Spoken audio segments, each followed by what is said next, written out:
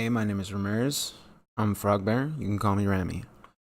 Today, this video and this topic is going to be called the squeeze, extortion, coercion, and the shakedown. Essentially talking about blackmail.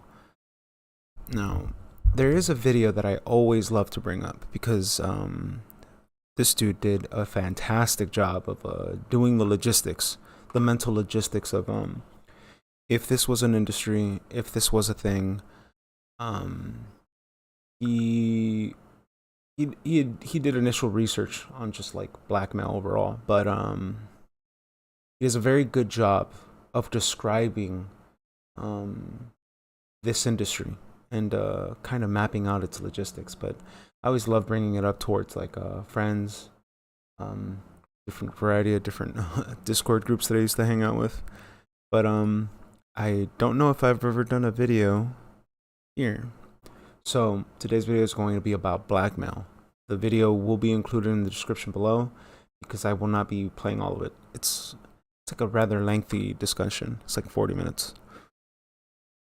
Now, switching over, turn it on. He's going to quickly describe the history of where it came from. So this is the origin of the law of blackmail. It actually dates back to Roman times, surprisingly, and finding this book was quite the treat. It's on JSTOR if you're interested.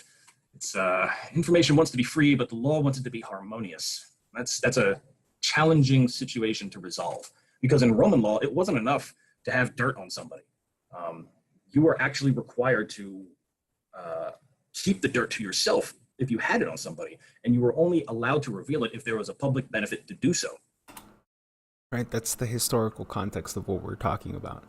Now, of course, me starting it here, him talking about Roman law is kind of like a bit redundant because that's not what we have. At least that's what you believe. But I just want to bring up that this has been a long-standing practice, and we also have to keep in mind that this is the Senate we're talking about. This is Rome we're talking about. If there was a civilization that was educated, it was this one. And this is their practice of it. He also describes of how it evolved too. You couldn't just walk up to someone and say, and that starts with English law as well. And this book details that evolution through about 1,000 years. So this whole section is just reaffirming what I just said. Assertion of the truth of the shameful fact being revealed was not in itself sufficient to constitute a legal privilege.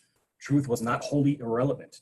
If the revelation was false, there had to be a very good reason for it to be privileged. But even if it was true, the revelation of shameful information was privileged only if the revelation had been made with good purpose and dealt with the matter that the public authorities had an interest in having revealed. Again, not enough to simply have dirt on somebody. These were very face-oriented people in Chinese culture. Saving face, right? Saving your public face, your public status. So they far valued that far more than anything else. So this is a very interesting culture to see them treat blackmail like this, and to see them be respectful even to the nature if you had dirt in somebody. I think that's kind of strange, but you know, saving face and all.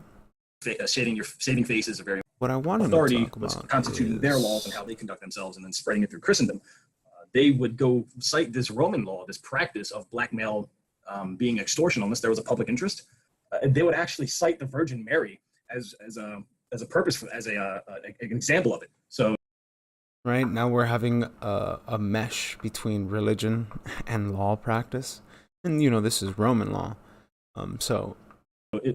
They would basically say, if Joseph ran out and said, "Hey, Mary's pregnant by this spiritual baby that I didn't impregnate," well, that was a violation of Jewish law. Your wife was pregnant by something else, so stone her, right? That was the punishment. Had he had done so, Christ would not have been born. So they actually cite that as saying, like, well, Joseph had blackmail on Mary, but didn't act on it. So that was their entire legal argument, which is like, how the hell do you even come to that conclusion? But here I want him to further describe that. Like, what really could I say? Like, I really can't add much to that. That is crazy for them to use, right? Because this is a law, right? You can't just outblurt like blackmail because they were using the argument of the Virgin Mary as a case in point, I honestly don't know what to say about that. I just thought it would be interesting to show. Setting the tone for the evolution of the law from Roman to the canonists, and then from here over to English practice. So in English law, they start doing the same thing. So there's like this kind of semi-tenuous line from blackmail being dealt with in the legal space, coming from Roman law, and it goes all the way up to English law. And that's important because by the time we get to the American Revolution, here we go. This is also technically an extension of British law. Right, basically describes how Alexander Hamilton had an affair with this chick named Maria Reynolds. She came to him with a sad story. My husband left me. Oh no, what do I do? Please, give me money. I need help. And he's like, hey, here's $3,000 and some D on the side. Don't tell nobody. Of course, she told everybody. Told her husband, the notorious Days of Our Lives actor James Reynolds. By law, if you had engaged in another man's wife in sexual matters in early American law, you had to duel the man. It didn't have to, but the guy had the right to challenge you to a duel.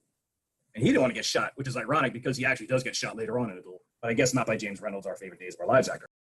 Because it was far more valuable to have Alexander Hamilton underneath this blackmail instead of just doing away with him.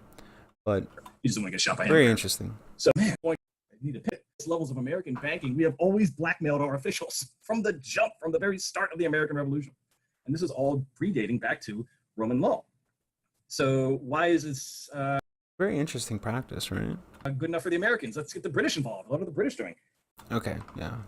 This is where it gets a little... You start talking about Queen Victoria and how Queen Victoria essentially fell in love with the camera and began taking very many selfies of her. But I would highly invite somebody to just watch this part on their own. What I found interesting was how he describes this portion of... As significant as putting railroads in our country, which is very vast too, except no jungle, right? We have no jungle to deal with. They have a lot of that, but it's a totally different problem. So because of that, you have the Indian population, which was massive back then. I think it was close to like 1800s. Where that giant 20-some-odd kit, like 20-pound diamond comes from, which is now part of the crown jewels. There's a lot of legal dispute about this thing. She booted all them out. So many of the Indians here kind of like that story, and they celebrated her, in addition to this massive technological revolution of putting down railroad and bringing industrialism products into India. Talking about the development. Okay, this is where HSBC. There's a lot of change going on in India here. It converts poppy seeds into Hong Kong. That's basically all they do. This is the world's premier drug running bank. It would not be possible without India. All of the opium that India made ran through this bank so that they could take the silver. Oh, hold on, let me step back. Opium wars. Right. And that he basically describes why the opium wars had to start, and a lot of it was that basically the British Empire had a lot of dealings with the Chinese. They were trading in silver, and when they would ask for silver back, the Chinese would be like, "No, kick rocks. Like, we're not going to give you your silver back." So essentially, forcing the British to create HSBC, where they were trading to the Chinese in opium, and they were only accepting silver, and that was their way of getting back silver from the Chinese. Basically, and the Chinese said, "Go pound sand. I don't find." Basically, China became a bunch of heroin addicts as the only way to get silver from China to India to HSBC back into the world economy. This was so terrifying. Because it wasn't going back into the world economy. All of the silver that kept going into China did not come back out. Opium was so crippling that eventually a nationalist empress, I believe, decided to fight back. When she did, she put all her soldiers in the field. The British sent a single ship up the Yangtze. Not a soldier could touch it because 90% of them were opium addicts. They couldn't even fight. It wasn't even a possibility. So basically the whole of China surrendered to a single ship, and that's how they got Hong Kong. Very, very fucked. That at this point, that Queen brings up that British Empire was mainly Hindus because they had such a large population. The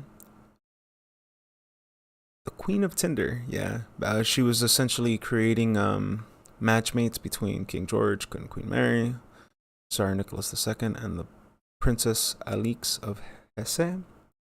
Essentially creating the stage for World War II. A very great video. I really suggest watching this video. But ooh, can't go there. Right. He here brings up the fact that he finds it very difficult to believe that there are no lewd pictures of Queen Victoria. Right. But very interesting. We have a brand called Victoria's Secret, who's the owner of Lex Wexner, who's very good friends with Jeffrey Epstein, who is a very well-known blackmailer. So he brings up a lot of interesting points, right? And how this blackmailer is very friendly with one of the princes. Brings up stuff, how the Germans engineered the camera, further took it forward. Here's where I wanted to get to. Because where a lot of people don't seem to find a connection between this new movement of social justice, LGBTQ, that whole side of sexual preference. We'll leave it at that. Where does that come from?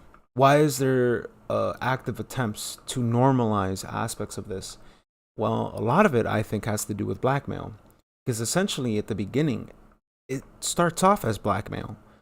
But it isn't entirely known how that individual is going to act after being blackmailed or after experiencing whatever he's doing. Essentially allowing the participant or the individual getting blackmailed to divulge into his desire. And in some cases, like King Louis V, after he was being I think it was King Louis V, whatever king of France was being blackmailed by the Jesuits. For him, once he knew he was getting blackmailed and once he knew that the church was fully going to support anything he was doing, he eventually even started he started divulging so much into his depravity that when they were holding court amongst other officials, he would just start having his way with the men there. And you know what I mean? Because he knows he's protected now. He knows that he has aspects of protection that he doesn't have to necessarily worry about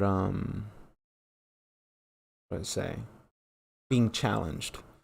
And just to give an example of what I'm going on to, El Dorado was a very popular gay bar in, well, probably LGBT bar in current parlance in Weimar, Germany, and that's a transgender person, right? So Miss El Dorado. So this is, if the identity of this person was revealed, there's a good chance that there's a lot of social shame associated with that. In fact, this is, back in 2005, New Yorker covered it. There was an investigator in Germany at the time who was dealing with these types of people, investigating them and saving them from blackmail, effectively. So people would go into Germany for... Right. So now when we think of the red light district in Europe, and when we think of all of these various institutions that have, I wouldn't say completely legalized, but allow for this sort of activity, of course, a lot of people won't imagine the worst, right? They'll just go to enjoy their human experience without really realizing that to a large degree, they could be blackmailed. But again, that's only if you're an important person. Like if you're just some average Joe Schmo, what could they really get out of you? A fun time, do some experimental stuff, probably try homosexuality out just for kicks, and someone was filming them too. Now if you're an heir of a king or you're an heir of a banker, you just landed in a lot of hot water and you can't get out. So this is blackmail and suicide. He saved them from shame and death. That's what this investigator was doing. So as a result, he got in very good with the LGBT scene. I think that's the appropriate way to describe this scene. And so he got along because he was doing him a favor. He was one of the few people actually doing it. Ironically, he would later kill himself because he was taking bribes from a millionaire banker accused of child rape. They say statutory rape. That's child rape. Let's call things what they are. And this is in the New Yorker, right? So what I wanted to essentially bring up with people being blackmailed and them being put in these compromising situations, there is a percentage of them fully just diving into the desire, diving into the experience, and not not essentially quantifying the recourse. But at that point, what option are you giving the person getting blackmailed? Of course, they're just going to lean into their depravity or lean into the desire because they're protected to some degree. And this is something that I can say because he brings it up. Family bonding and tyranny was just physical proof of what you've done. This is a brand new technology. I mean, we live in a world where just like movies and TV are everywhere. We take it for granted, but this was foundation. Right at the very beginning of all of this, right? At the very turn of the century, you have access to this technology. Like, what do you do with it? Shaking stuff. When private jet, business class, at least probably going to get it. And there's also relative value. I mean, if you blackmail this guy, what do you think you're going to get? Probably going to get a beat up car and 2.5 cans of Four Loko. I mean, that's not a lot, right? But if you blackmail this guy, hey, you get access to his business. Maybe his private jet, business class at least, right? If you blackmail this guy, you get some rockets and you get a Twitter account that just can't be banned. It's great. That's worth it. At least for me. Keep in mind, this video came out in 2020. Keep that in mind. I have a weird set of values. What if you blackmail that person? Well, you get access to the British Empire and the gold standard, which the British said at that time. Very interesting, right? And then he also brings up like the scale of like if you're just caught wearing a dress, or the worst case is some snuff films. That either way, let's not go there. Let's not go there yet. Then he starts doing the logistics of it, right? And I think this was one of the videos that I've watched that fully catalyzed, yeah, I would say catalyzed understanding, right, pros, cons, and doing the logistical work of understanding whatever thing that you're looking at. For me, because he does a better job, I want to say here, he actually like lines out, he begins to detail out like what are the logistics you would need in order to have this sort of enterprise. So you need a production, a warehouse, marketing, customers, where are you getting your supply, right? Either way, setting up the logistics side of things. For me, I quantify it because I can quantify it because of who my family was. I saw things as a kid that no kid should look at, but these were just pieces to puzzles that I just started putting together, and I started realizing how grand on a scale some things can really be. But what I want him to talk about is, because he's going to go through the benefits of it. Because I need your resources, and I can't replace you, and I got to blackmail more people. You really don't want this. It's transferable. It's lightweight. It's reproducible. You have to protect that. You have got to put that outside of physical access of every human being alive. It is really important. Right? Really important for that. And why are there cops right now? Sorry, just sirens on the background. So it's really expensive to protect because it's so lightweight. It's expensive to maintain. If this stuff degrades, it can degrade. Now you're out of luck. You got a problem. So you got to make sure that you have climate control. You really got to go all out to get this going and keep this safe. High priority witness cleanup, man. If somebody sees this stuff outside of turn, sorry, pal. You got to go. And welcome to Julian Assange. Anyone you've talked to, they got to go too. And anyone who knows you probably has to go too. And then I got to silence people who don't need to be killed. Maybe there's some laws in it. Now I got to hire lawyers. And boy, it's really pricey once there's witnesses who should not have been involved. What about the filming crew? I got to whack them too. It gets messy. And if you can't whack them, then you got to blackmail them. Now I got to blackmail more people to protect the original blackmail. And now it's expanding. So this type of blackmail is a self-expanding virus. Because, there's not much. What can I say at that point? It's self-explanatory. Once you're already doing it to one person, you just, right, depending on the location, depending on who he's meeting up with, depending on all of these other factors, it keeps on expanding. Driver now. I got to go get all these people, your accountant and everything else. And if it's a real high value target, like say a Queen of England, I got to make sure you're alive because I need your resources. And I can't replace you, and I don't want to replace you. You have built-in intrinsic value to the people to the resources. I don't want to replace you with me. I don't want to be Queen of England. I want your stuff. I don't want the responsibility. So I got to keep you in that position. I got to protect you. And I got to put armed guards around you. And I got to look for your psychology to see if you're upset that you're blackmailed. And I got to micromanage you because maybe I'm blackmailing someone who's just too fucking stupid. It's completely possible that this person has a low IQ. He just happened to be born in a rich family. Inteligencia. I always get back to the idea of intelligence, right? Who would have the capabilities of looking at all of these families? How can you keep tabs on them? Where does the data tracking of this come from? And it's kind of why I always look at the Catholic Church as a very interesting entity, since they have confessionals. And with confessionals, you essentially have like an open free market for being able to hear people's secrets, and under the guise of morality, under the guise of religion, under the guise of spirituality, under the guise of asking for forgiveness, you willingly give all this information out. But when you're in situations like this, it's very unnatural, right? And I like how he brings up the fact of, now I have to keep and maintain your psychology, and I have to understand what you're going through and the micromanagement aspect of it. So usually people will tend to believe that they'll believe the talking head. For example, in the sense of they'll think that people are participating in this in the sense that they have something to gain, or I'm talking about like senators, movie actors, reporters, people who have their face on television, like these sorts of people. People would imagine that they're participating in it, or they're X, Y, or Z, but in reality, they're just getting squeezed. And it doesn't really require blackmail. It doesn't require you to blackmail actors, or it doesn't require you to blackmail people at the very bottom of the structure. Because in reality, what matters is that you get the person who can squeeze above them, people who essentially can dangle their contract over their head, people who can dangle their bank account over their head.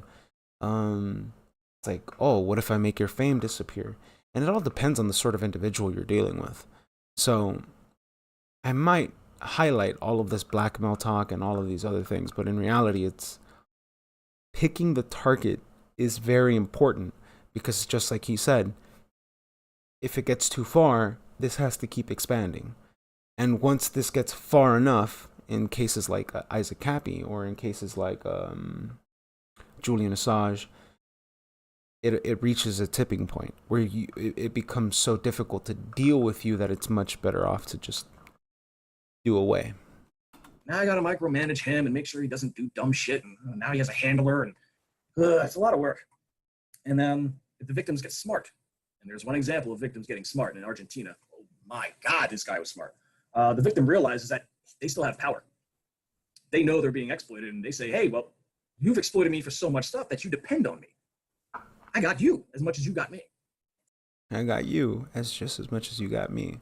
And it's usually why I kind of always lean towards believing that they want us to be stupid. They want us to maintain a very low level of intelligence, because it keeps us from getting that smart into understanding that we can also leverage the things that they get out of us. So this changes the power dynamic. Move forward, because right, basically the production, oops, too far. Right, production, the victim procurement. So this is actually, now that I think about it, this is the best way that is a visual representation of something that I always maintained in my head. When I first started learning about Epstein, and when I started learning about his private island, one of the very first things I thought was, who's procuring this? How are you getting a fresh cycle of product each and every time? Sorry that I have to mention this, but these people view us like a commodity. People view us, these people view us as a something that adds to their human experience. So, sorry about that. Victim procurement, the film crew, the warehousing, private island, abandonment, refurbished bunkers, right? This is where the idea of what war was it? Where they started installing and building all of these secret bunkers. In most cases, they're not even used, but in reality, depends on who knows where they are. Depends on who knows how to access these bunkers. It's a need to know basis sort of thing. Celestial bodies in Antarctica. He's essentially describing like, once you have this blackmail, where do you keep it? Where do you store it? Where do you save it? Because you don't want people to look for it. He also brings up madams in the sense of like a handler, essentially, who does the marketing for the customers and for the contract enforcement. This is why people will always talk about Oprah, and they'll always share those pictures of her handing off girls to Weinstein, because to some degree that there are all sorts of madams. In history, you can learn about them, and all they really do is maintain the product. They maintain the image and the facade of the business front, because to some degree, it's not like they're a pimp. It's more that they're just, I don't know, like the showroom floor marketer, I guess. Bringing up this. Then he brings up the quality control from psychologists, shamans and humanist channelers, because I actually don't even know. So you want to build this whole infrastructure that makes blackmailing the most efficient thing you can think of. Psychiatrist, chemist,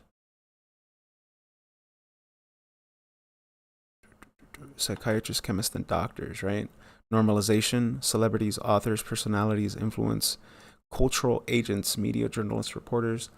Yeah, now he's describing affecting the culture as a whole, which is why I found it very interesting that there was, or at least I tend to believe, there was an effort here in America to distance the American populace from believing in faith, from believing in God. And I largely tend to believe that because when you have a strong faith and you have a strong sense of morality and a strong sense of spirituality, you aren't really susceptible to some of these devices, because you have the ability to say no. You have the ability to not want to participate in this. So it's the whole thing of, if the senator's super religious, how do I get him to go to an undisclosed location, or to a bar, or to a hospice, or to, right? How do I get this high value target into an area that I'm in control of, where then I can send agents into, provocateurs into? But for the quality control with psychologists and therapists, that goes into both ways. That goes either into maintaining your product, or it goes into maintaining the people that you're blackmailing. The normalization, cultural figures, people who, ass shaking. Think about the trend of ass shaking and how it's gone perpetually up from the 80s and on. Just ass shaking has just gone up as a trend. And the normalization of that just adds more to, oh, this is just something normal. This is just something normal I can do. Then the legalization aspect of it, or he says legalization, I say, I would say like legal defense in a weird way, because you do have aspects of politicians, lobbyist groups, and lawyers defending the people that are either getting blackmailed or going against or going after the people that have the know, or they have the material that they weren't supposed to have at the beginning, or they have knowledge of it. They'll attack from all fronts. Bankers, bookers, assets holders. It's a very great video. And then he has talent sourcing. This is my favorite portion of the video, where he starts describing guys you do not mess with types. And mafias. Everybody loves Sopranos. So you can pick any one of these sources to find these psychopaths who then run your blackmail network. Talent sourcing. That's what he means. Finding these people who do not have that internal check in their head, or that frontal lobe development of feeling sad or feeling sorry for these people, and they'll find them through cults, prisons, orphanages, refugees, insane asylums, mercenary and spooks, gangs, mafias. Like this is just all logistical talent sourcing that you would think of, which is why I always thought it was very interesting how just a trend that I've seen with modern women is their obsession with serial killers, their obsession with just this other level of how do I say it? It's like a weird worshipping aspect of it, where I've just noticed a new trend within females where they like looking at serial killers, psychopaths, and just the trend upwards of documentaries, TV shows, and in a weird way, kind of glorification. But that aspect makes sense when you have people who are being talent sourced and then being taken from these places and being put into positions of power, into positions of authority to handle over others. And if anyone's more likely to approve of these movies, it would be somebody who considers themselves to be like those other people. So now we're looking at different types of ways we can make our operations more smooth and effective. I mean, do we really need to go out and like poke rich people when everyone else has already put hooks in them? Maybe I got to go down a step. Maybe I got to start going for judges. Maybe, you know, small. Welcome to NSO. Okay. Welcome to NSO and their Pegasus program, which is why I find it very fascinating that like there was this agency that you could go to, give tons of money to, and they would give you carbon copies of people's phones, people's entire history. In some cases, you could probably just go to these entities like Snapchat, Instagram, or Facebook, or Skype, and ask them to, right? The NSA does this by maintaining the metadata that comes from this. But this is a private firm. In reality, the FBI and police departments already figured out that they could just talk to the private firm, pay them instead, and obfuscate the entire process of having to get a warrant, obfuscating the entire process of your rights, because it's become more of a business dealing than it has to do with a legal dealing. So there are, you know, social media, cell phones, consumer devices, Internet of Things, just of, and let's see what he says. Auto self-blackmailing, which is an improvement to the blackmail pipeline. So now you can just tap into this and you get some benefits. Congratulations. You're a clever business person. Right? Because you don't have to do anything. You can just watch the dick pics go by. You can just watch all of the incriminating things that people are saying to one another, which is why I always thought it was so stupid at one point. I want to say around the time that the iPhone was developed, the very first iPhone, I want to say I was like 13 or 14. I was in Mexico at the time. And I remember somebody who looked at that cell phone and did not want it. I can't say who it was. I just remember very clearly that he was like, you can't be around me with that. And I remember him like thinking, why did you?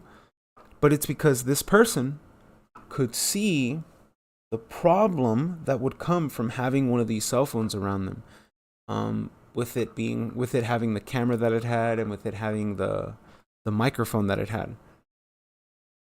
And I found that very interesting, that I always kept that memory very close in my head. But when you think of this now, and when you think of the capabilities that are offered to private firms, like at least what NSO offered with their Pegasus program, where they could literally monitor any and all data that would come in and out of a cell phone, and then they could make a carbon copy on a different device that could just monitor the original device. Crazy stuff. Okay, so I've explained the pipeline. Okay. It's a security asset. Da da da da da. Threats to, where is it? Hold on, sorry. I just cannot remember where this You is. put it in place, you forget about it. It takes maintenance. You gotta channel, money into this type of thing. But this stuff is controlling Westphalia 2.0. There's plenty of money to go around. That's not a hard thing to allocate funds for.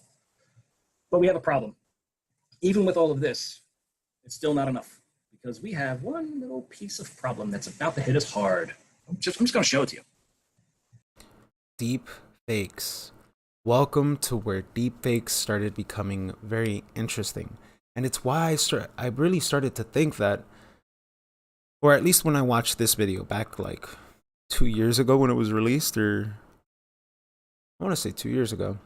But when this video was released and he brought up this deep AI thing, it made so much sense why so much money was going into it and why so many deep fakes were being put out with all these different faces. Because in a weird way, it's one, an attempt to normalize it to people, two, to set up false narratives. Because them releasing those deep fake AIs at the beginning were to rile up people, get the people who are paying attention to overreact, and then once they overreacted, essentially create a narrative to be like, oh, these people are so crazy that they think it's a deepfake AI, but only to silence that initial group first. Because we haven't seen, right? Like the whole narrative of deep AI has completely disappeared from the lexicon at this point. And I find that very interesting. But beep. Further on, this is where I wanted to go to. Access to all the fun toys, lightweight, reproducible good. This leaves us at the Tartarus scenario. Tartarus is where the Titans were imprisoned for their war against the gods and losing. They didn't die, they were just imprisoned. If they were released, that'd be a problem. Right? What happens? This entire industry was just created, right? They sourced all of these people to do all of these things. Now what do you do with them? Do you just let them go? Do you just let them roam around in reality? I don't know. But so here's our run-of-the-mill unaccountable psychopathic billionaire living on his own self-manicuring moral universe. You've probably heard a lot about this person. You've heard that he's reckless and he's out of control and he has too much power and he's evil and he's mean. And most of that's probably true, but he also has blackmail on him, and that's what's holding him in line because he's not out there dumping nukes on everybody. And the only reason he's not is because he's blackmailing. Right? And that's only the people that are chained. I still maintain the belief that there are families that understand this entire industry and they refuse to participate in it. They refuse to step into this world because they've existed for so long and they've been around for so long that nothing really surprises them.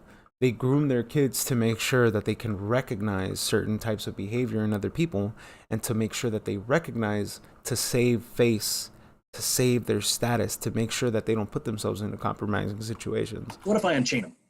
What if I free the Titan from the prison? What if I free all the Titans from the prison? What happens? Well, it would be a couple of Nuki boys for sure, at the very minimum.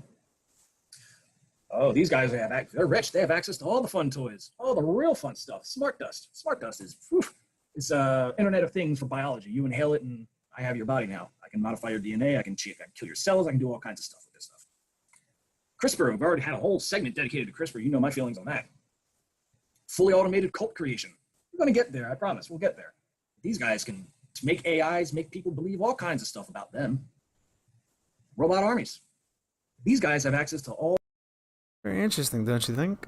How he brings this up all during this time. But I'm going to end it here with this. Is already released. It's to Trump. There is one source of anti-fragility. If it was possible that the blackmail was already released in advance, and it happened to be encrypted, and the key to decrypt it hasn't been released yet, then technically, in a world full of fake blackmail, that would be the only real blackmail left. Turns out, someone already did that. What do you think that was? He's essentially describing, what if, right, deep AI, deep fakes take off? And there's already a bunch of deep fake pornography videos. There's a bunch of deep fake, all of this stuff. What if this was already released pre-hand? You could look at the date. You could look at the files and identify that these were files released on a date prior to deep or deep fakes being widely known about, widely available, because now you can make deepfake AIs with just an average computer. It takes processing time. But at the same time, in a world where fake blackmail takes over and it takes precedent, the only thing left, right, the only real blackmail left would be anything that was released prior to that new technology being prevalent. Who do you think did that?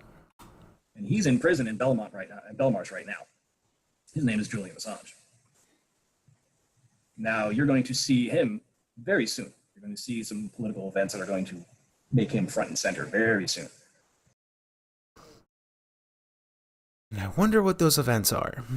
Either way, 40 minutes. Did not want to make another long video.